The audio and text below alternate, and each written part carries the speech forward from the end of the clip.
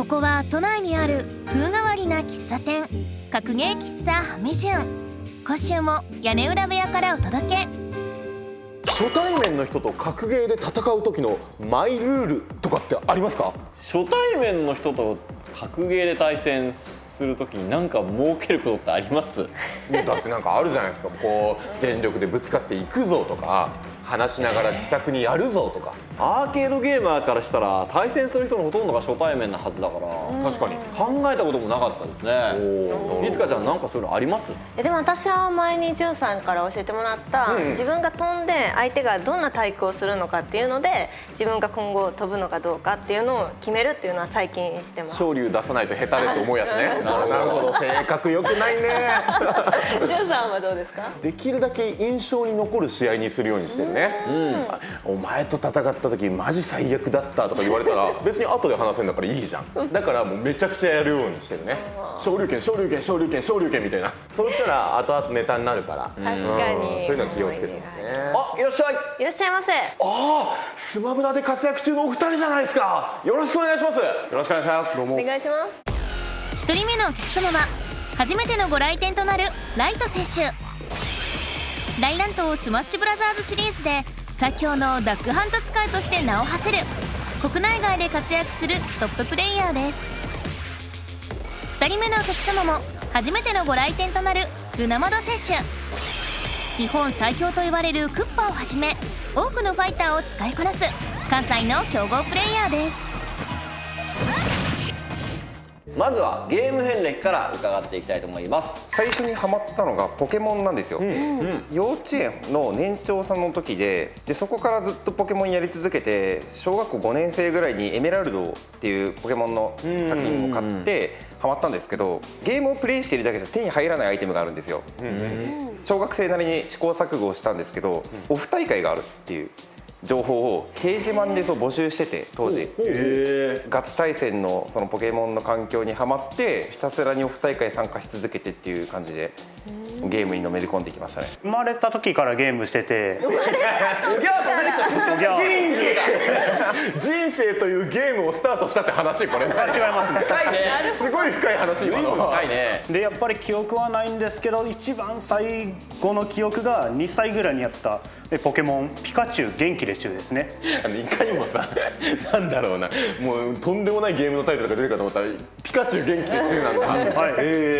お二人がスマブラにハマったきっかけっていうのをちょっと聞いてみたいんですけれども。高校の時にちょっといけすかない友達がいたんですよ。実はスマブラガチ勢だみたいな話を聞いて、僕も当時ちょっとだけスマブラやってたんで一緒に対戦してたらまあ勝てなくて、僕の友達の友達である大会参加者がいたんですよね。対戦してるうちにだんだんこうガチの対戦にはまっていったっていうのが最初ですね。1個前のスマブラでネット対戦してたら、俺強いなってなりまして、でより強い相手を求めて掲示板とかで対戦相手を求めて、そこでも勝って、俺最強なんだなって、そこからのめり込んでいきましたね。スマブラに最初に触った記憶っていつ頃ですか？友達の家でやったのが最初ですね。その頃は負けてましたね。あれ、強くない？いいぞいいぞいいぞいいぞいいぞいいぞ。お二人の出会いとかって覚えてらっしゃいますか？いや覚えてないんですよね。そんなみたいな顔してるけど自分がいつスマブラをやりだしたのか覚えてない。自分が覚えてなかったじゃんか。最初会った時は窓が漢字だったんですよね。ルナ窓って名前ので、窓って何の窓なんだろうってすごいひたすら考えてたんですけど、気が付いたらカタカナになってて、それの謎が分かんないまま終わってしまったっていう。知りたい。ここで言ってもらいましょう。じゃあ重要な理由があるんですけど、怖い。何エゴサがしにくかった。ルナをカタカナで窓を漢字にすると、エゴサがしにくい。何が引っかかっちゃうの？ルナがいっぱい引っかかっちゃって、この世にルナっていっぱいいて、じゃあ自分はルナモデルになろうって1個付け足すことによって、確かに俺歌広場っていう名前でエゴサするとカラオケ出るもんね。そもそもルナっていう名前でやってた。もともとはルナでした。それはなんでなんですか？本名がナルです。本名から？そうなんだ。なるほど。本名爆弾10日も別に面白いけど、普通に本名からなんだ。ライトさんは？小学校の頃に大会参加する前だったんですけど、レアコイル僕すごい好きだったんですよ、ポケモンの。ポケモンか。そうなんです、ひらがなでレアコイルって名前で掲示板とか書き込んでたんですけど、名前変えるためにレアコイル光ってるライト、じゃあライトにしようみたいなノリでライトにしたっていう。ちょっとでもちょっといい話聞いたちょっとぽい感じでハンドルネーム的な。初めて対戦した時のこととかって覚えてます？スマブラ4のフリー対戦をちょっとやったぐらいですかね。フリー対戦っていうのはタクオフ的な感じの。平日の夜に開催されてるトーナメントがあったんですけど、そこで初めて確かあってフリー対戦を少しだけやった記憶があったんですよね。どっち勝ったんだっけ？勝敗は覚えてないんですけど、ライトさんがその勝敗にかかわらずノートをいっぱい書いて、大変やなって思ってました。メモってたんだ。メモってた記憶あります。今もやってます、そういうのって？今もやってますね。対戦相手と戦ってこの人こういう動きするなとか、自分が知らないキャラの動きしてきたら大体メモを取って忘れないようにします。ライトさんからしてルナマドさんってどんな印象というか、どんなプレイヤーだったんだろう？ちょけるなというか激しい動きが激しいなみたいな思いましたね。そうなんだ。スマブラやらない時はどういう風に過ごしてますか？僕は最近は体作りやってますね。でも確かになんかパーンって張ってる感じあるんだよね。マスターがね体作って最高にるんですよ。面白いんですよ。ね、トレーニング。面白いです。面白いはい、楽しいです。そのスポーツ選手とかのその写真とか結構見るの好きで、胸筋とかでこう T シャツめちゃくちゃかっこよく入ってるじゃないですか。ああいうのに憧れて筋トレ始めたんですけど、これやってるうちにだんだんこうスマブラのパフォーマンスにつながってくるなって思って、最近ちょっとその筋トレを朝やって1時間に1回休憩取りながらスマブラしてるんですけど、めちゃくちゃ効率よくなって集中力が上がったってこと？上がりました。めちゃくちゃ。なんでミスが減ったんですよね、対戦中の。これは続けなきゃダメだなと思って。ルナマド選手はツイッターでファンからアニメの質問などに答えたりしているということで、ちょっと私気になっちゃうんです。面白いアニメないかとか、今期は何が今期で一番面白いのとかよく聞かれますね。アニメ好きで有名ってことなんだ。でも公言してるってことですね。はい。最近一番面白かったアニメとかってありますか？なんだかんだ言ってエヴァかもしれないです。やっぱりそうなんですね。ヒロインの中で誰が好きですか？あんまりそういうのないですね。シンジ君頑張れっていう気持ちで応援してるんで。シンジ君大好き？シンジ君大好きです。ちょっと予想が。もうクッパーリ大好きですもん。シンジ君エヴァンゲリオンがねスマブラに早く参戦してほしいね。はい。ここからは先月のアップデートで追加された新ファイター穂村光についてお二人に伺っていきます。すごい使いやすいキャラ来たなと思って。使いやすいです。ダウンロードコンテンツのコンセプトって結構その今までにないスマブラのキャラっていうのを徹底してるんですよね。80キャラ出てる中のどれとも被らないような、穂村光はかなり初心者にも使いやすいような、なんか便利な技が結構揃ってるのが印象的でしたかね。穂村と光ってキャラが2キャラに分かれてまして、大体の人が光使っててこいつらしょうもないなって思ってて、僕は穂村しか使ってないっていう。どういうこと？性能が違うの？そうですね。弦です、弦。チェンジするキャラ。モード切り替えによってもうやることがはっきりしてるんだ。でもそれを一本でやってるっていう。こっちの方が面白いんじゃないか。でもそういうプレイヤー確かに珍しいから目立つでしょうね。世界最強プレイヤーって言われてるその MK レオって選手がいるんですけど、彼が結構同じスタイルでやってたらしくて、それを結構参考にしたみたいな。違います。お、言ったね。世界最強の彼が俺を真似しました。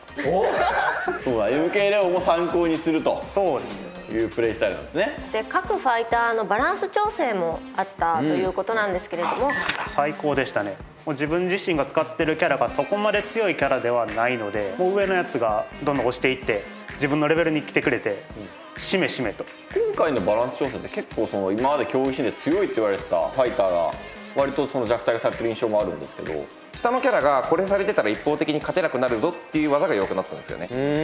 もう本当の意味で全員参戦させたいんだろうなっていう。なるほど。さっき聞いてびっくりしたけど80キャラいるの？確かもう80ぐらいいたはずですね。すごこんだけやってる人が確か80ぐらいいたはずになるぐらいキャラがファイターいるっていう。新しく始める人はなんで80キャラ対策しなきゃいけないんで結構大変ですよね。信じらんない。うわー、1キャラの対策でも難しいのに。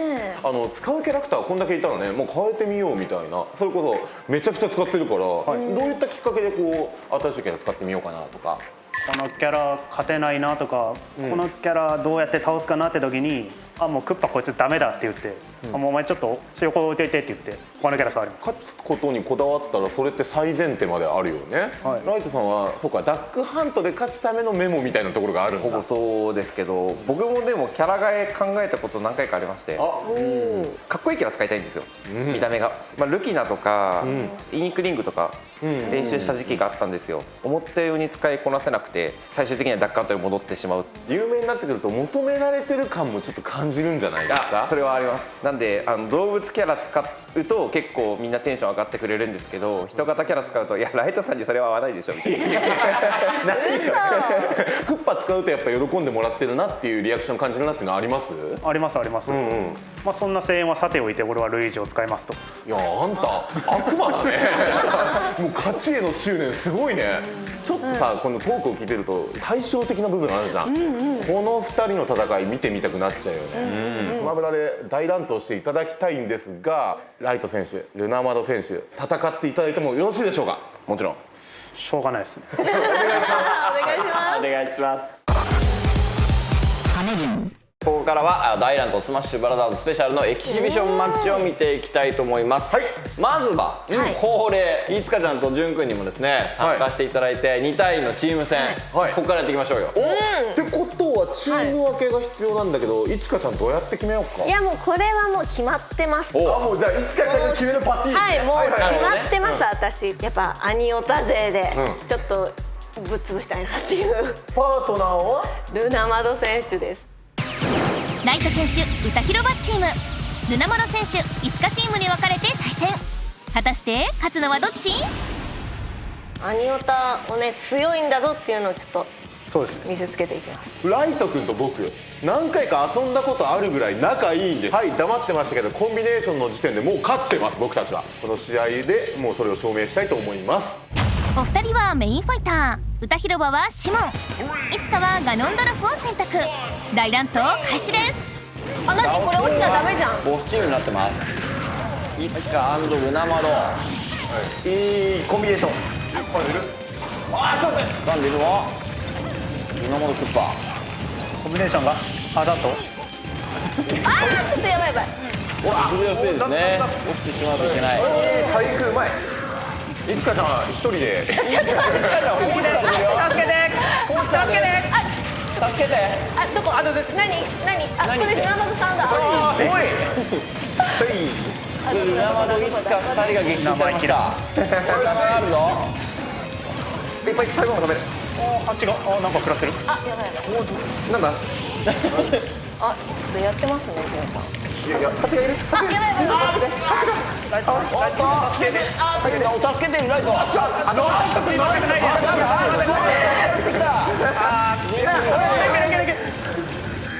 激しい戦いが繰り広げられている。どこに並ぶか。どこに並ぶ。はい。いつかちゃん基本的に放置されています。やめて。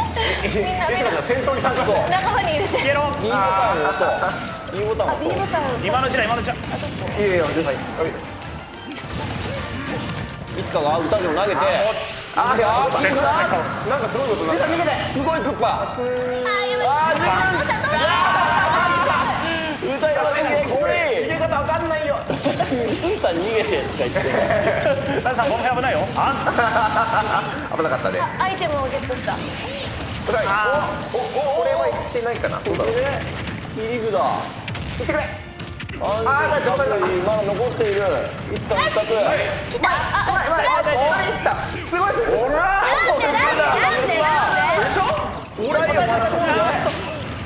いつかを撃墜しました。あ、スマッシュボールだ。もういけいけいけいけ。あ、最後の10番おいおいおいおい。はい。あーダメだ。どこだ。それでライトさんぶっ倒して。いいよ。B。あ、何が起きたんですか今。あ、生きてすごい方向にない。飛んでった。押し切れなかった。いいよ。当たらなかったですね。なんか変なの届かない。届かない。今の1ポイントはちょっと痛い。あ、やばいやばい。いつか戻れるか。戻れない。いいよいいよ。なんだ。あ、何？あ、全然違う。どうしたかったんだね。無敵が。はい。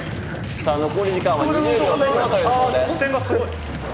新たなステージ。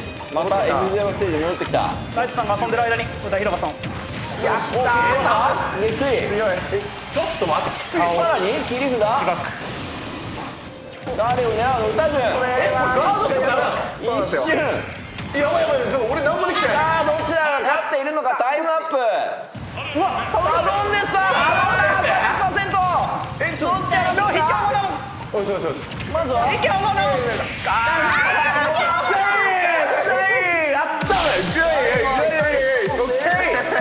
勝ったのは歌広場チーム頼んです。熱い。これは譲れないレッドチームの勝利です感想を伺っていきましょう。まずは見事勝利を果たした歌広場チーム。もうライトさん言っちゃって。これ好きなこと言っちゃって。これが絆ですよ。そんな即席チームには勝てない。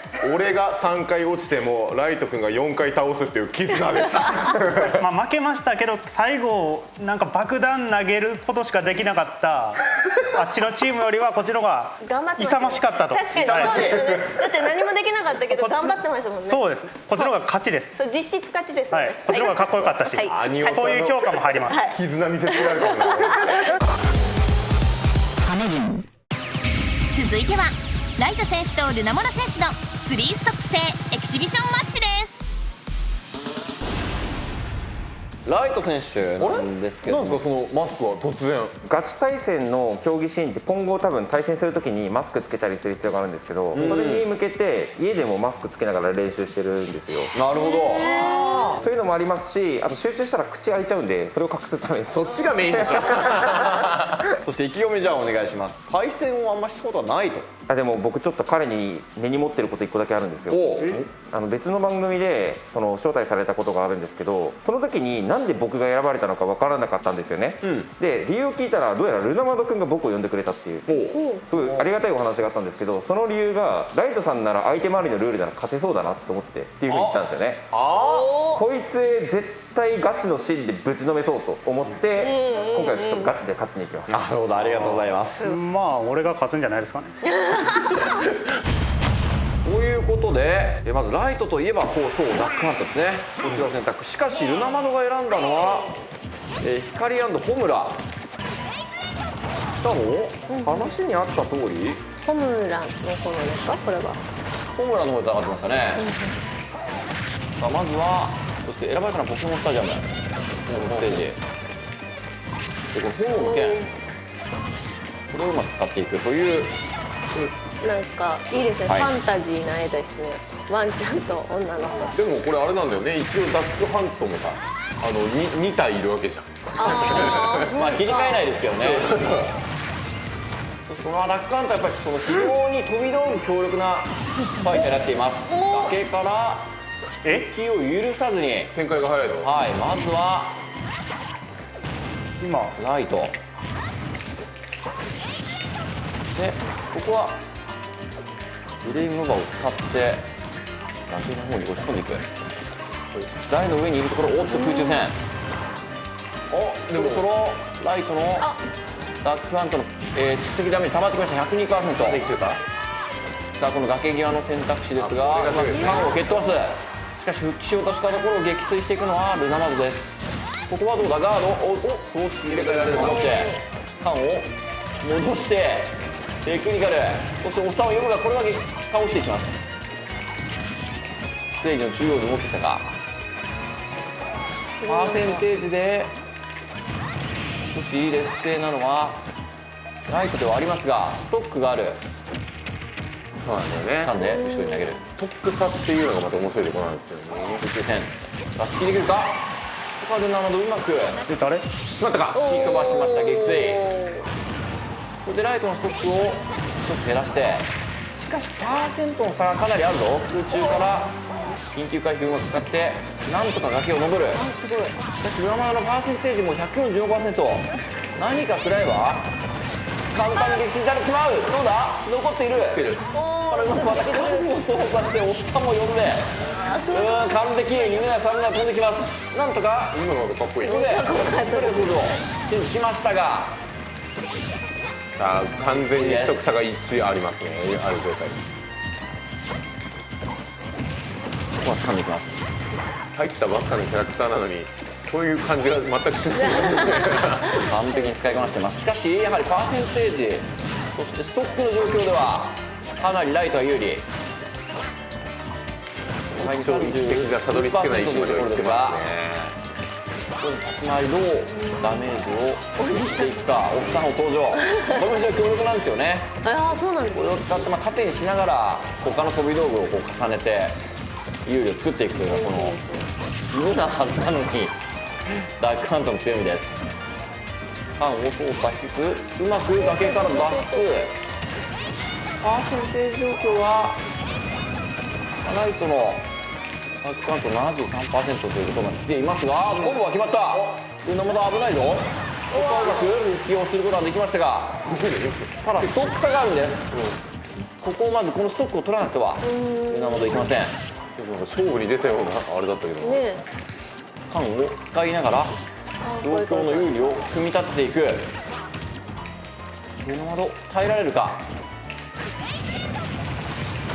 どうだ、ここはなんとかライトが出てくる。いやしかしもう片方の逆の崖までさらに置いた。撃墜までいかない。どうなる。スマッシュ。この 100% をどう生かすのか。そうですね、相当な差がある。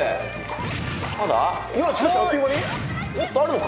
これはできるか。なんとか復帰。しかしこの読み合い復帰してどうなる。おっさんは壊されて掴んでいるのはライト。撃墜まではいかない。しかしルナまだ 128%、 かなり苦しい状況です。おっさんを見ながらこれを縦にして缶も上にある。おおになってる。ステージの中央。さあルナまだがライトを崖に追い込んでいきますが、飛び道具合戦になっています。これもっと押してシールドで防ぐ。おっさんガンマンがルナワードに直撃。